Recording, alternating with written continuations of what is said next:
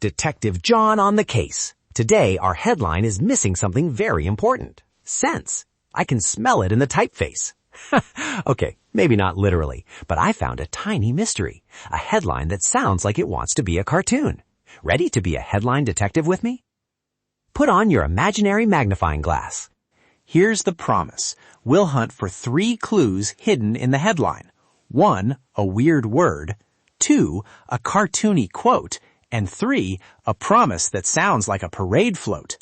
After each clue, I'll tell a short joke and then a 1-sentence takeaway, so you know what to do next. By the end, we'll catch the missing sense and learn one easy thing families can try together. Clue 1, word choice oddity. The headline used a big, dramatic word like storm, when the story was more like a drizzle. Imagine someone calling a small puddle an ocean. Suddenly everyone brings swim fins. That word makes the story feel bigger than it really is. Joke time. If a puddle throws a tantrum and calls itself an ocean, do the ducks need lifeguards? The little lesson, when you see a dramatic word, ask, what does that word really mean here? Good hint. Asking, what does this word mean, helps you shrink any grown-up sounding puddle back into a puddle. It's like checking if the cape belongs to a superhero or just the washing line. Clue 2, cartoon quote. The headline quoted someone in a way that sounded squiggly, like a cartoon speech bubble that says, I will fix everything with magic. Real people usually speak with normal-sized words, not sound effects. So I tried my cartoon politician voice.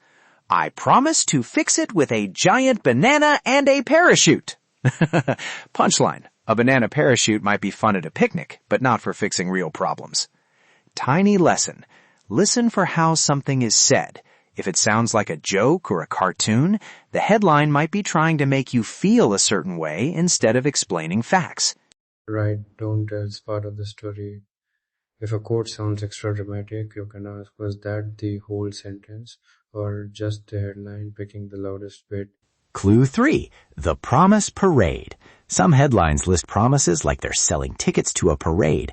Everything will be solved next week. Imagine a toy showing up in a headline that says, this magic button will make chores disappear. Funny thought, if chores disappeared, who would feed the goldfish? Exactly. Joke, I pressed the magic button and all it did was change my socks into slightly different socks. The lesson, promises can sound exciting, but good stories tell us who will do the work and how. If a headline only gives a promise, ask, how will that happen? Nice one. Asking how will that happen is like opening a present to see the instructions. Parents and kids can look together for the how in the rest of the story. Time to put the clues together. The dramatic word made the story smell bigger. The cartoon quote tried to make us giggle or cheer, and the promise rolled by like a float without any details. When you stack those clues, the headline's missing sense shows up. It was trying to be louder than useful. So who is the playful culprit? Misunderstanding and a little exaggeration, both wearing tiny detective masks. But this is harmless detective work, not an accusation. We're just practicing our clue-finding skills.